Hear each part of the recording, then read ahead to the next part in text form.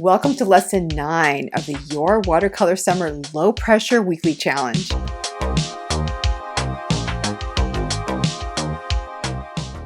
Designed to keep you painting all summer long in the midst of those little summer interruptions. If you don't know me already, hi, I'm Chris V from octopusconnection.com, and I've been a creative teacher online since 2016. I offer courses, a watercolor membership, and I have over 20 classes on Skillshare.com. Last week we talked about detailed painting versus loose painting styles, how they differ, and how we can use both to our advantage. It's an interesting discussion, so if you missed that video, you can click at the top of the screen right now to watch it. This week I'm talking about abstract art. The reason I bring up abstract painting is because it's perfect for those summer days when you want to get some painting time in, but you don't want to get too fixated on a certain subject matter. Now, I need to start with a little story because there was a time when I was completely against abstract art. In my younger days, I wouldn't even go to an abstract art exhibit. As I mentioned in Lesson 8, at the time I was drawing and painting in a more realistic style, and I thought that abstract art was just lazy, wonky, and I just didn't get it at all. Until one day when I went into a mid-century modern art exhibit. It featured lots of different artists from that era, but I didn't realize that there were going to be a few abstract art paintings included. It was like life or fate throwing me a curve and laughing because when I stepped in front of a certain piece, something just shifted in me. It was a gigantic canvas by Mark Rothko, full of soft horizontal lines fading in recurring colors throughout the painting. The ones I remember the most being peach, soft gray, and creamy yellows. It was approximately the size of a large wall, and as I stood in front of it, my eye traveled from one part of it to another and back again. I just couldn't take my eyes off those soft strokes and soothing colors. I looked at it from up close, then I looked at it from far away, and I noticed how it changed the look and how I felt about it. And after about 10 or 15 minutes, I realized that this painting made me feel something deep that I couldn't even describe. I remember feeling thoughtful and hopeful and joyous and understood. I was not into this painter at all, so it really took me by surprise. And I didn't even like most of the pieces in the collection, but I really enjoyed the exhibit because it transformed me. This is what art is supposed to do for us. Make us improve our life, change our ideas, and inspire us to be better humans. This one painting had changed my entire perspective on art in general and abstract art, and I never forgot it for the rest of my life. This experience taught me some things, like not to be so set in stone with my beliefs. Being open-minded has made my life better in many ways, and I thank this painting for that shift. Many years later, at the beginning of 2020, my day job sent me home for the day as we closed for the pandemic. And as I drove home in the middle of the day, it was so surreal, but the reality didn't hit me until I was home putting my things down and I realized I had no idea what to do with myself.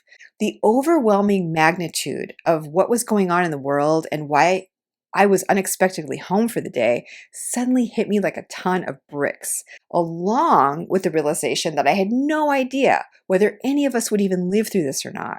If that time is not a very happy time for you to remember, my biggest apologies. We definitely lost a family member in that time, so I really feel your pain. But I think it's important to deal with some of these deeper issues and find solutions for them, so I hope you'll bear with me. In that moment, I began having a severe panic attack. This was not a common thing for me, so I was pretty out of my depth and I wasn't even conscious of my actions at that point completely. It wasn't until it was all over that I realized I had walked over to my art table, which I always kept ready for painting, grabbed a blank piece of watercolor paper and started putting water on it. I dabbed my brush in the various colors and dipped them in the water and just watched them pool. It was so beautiful and mesmerizing to watch, and such a simple and soothing process. I'm really not sure how much time passed, but afterwards I was breathing normally again and I started to think happier thoughts. I think we can all remember where we were in that moment and what was going on around us. It's going to be a memory we'll have for the rest of our lives. But along with that moment for me will forever live that visceral connection with the healing power of watercolor painting. I'm a multi-passionate artist with a lot of different interests, so I could have grabbed any kind of paints or sculpting material or fabric and started sewing, but I didn't. I chose my watercolor paints. It had recently become my favorite art medium of all, but after that experience, it became more of a grounding place for me to go to combat stress and tension. After I stepped away from my art table, I went about my business and got something to eat, etc. And when I came back to my studio area several hours later, I was surprised to find what I had painted.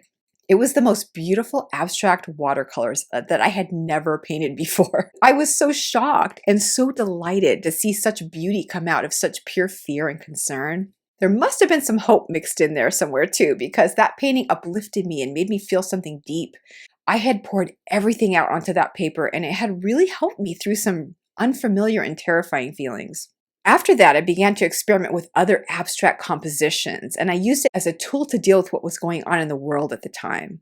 I shared about it in a blog post, and I got some really good response. And it dawned on me that others needed a way to deal with their deep and unfamiliar feelings during that time too. That's when my abstract painting series on Skillshare was born. I shared free links to that first class, Abstract Watercolor Painting Backgrounds, which I designed to be an approachable entry point for anyone, even someone who had never painted with watercolors before. I wanted to make it accessible to anyone and everyone needing a quick escape from what was going on in the world. I later created 4 other abstract classes and shared them for those who needed to continue to work through their feelings in a relaxed, non-judgmental class environment. You can still find them on Skillshare, and they're my best performing classes of all. Years later, I see now that this was always needed because stress is never going away. So I'm glad that it's out there for anyone on Skillshare to watch. As I'm creating this video, I'm considering adding these classes to my own teaching site so non-Skillshare members can also access these lessons and put them into work in their own lives. I'd love to hear from you in the comments if this is something you'd be interested in. Abstract painting is perfect for recording colors, details, if you want to get a color palette that you're seeing somewhere you're traveling or somewhere you're out for the day, or even something you saw on the internet. This is perfect. Just painting shapes and impressions can be really relaxing and very, very therapeutic. Well, you can see what a journey abstract art has been for me throughout my adult life, and what a journey watercolor painting has been for me in general. I can't tell you what a privilege it is to be sharing my evolution and my watercolor story with you here and now. I can't promise you that you'll have the same result I did or that abstract painting will help you with your stress, but it has for lots of my students, and I truly hope that you find solace in it too.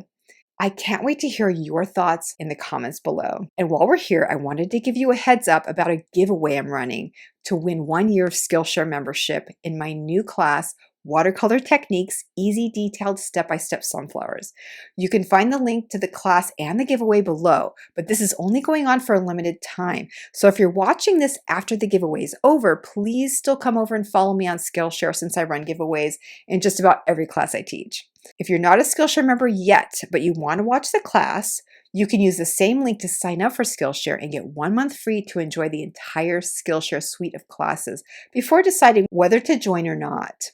And if you haven't already, I would love for you to join us in the Your Watercolor Summer Low Pressure Weekly Painting Challenge to get more tips, more video lessons like this one, a challenge community to share your work, and a challenge hub to keep it all organized, where I feature the paintings you're sharing on Instagram and in the Facebook group.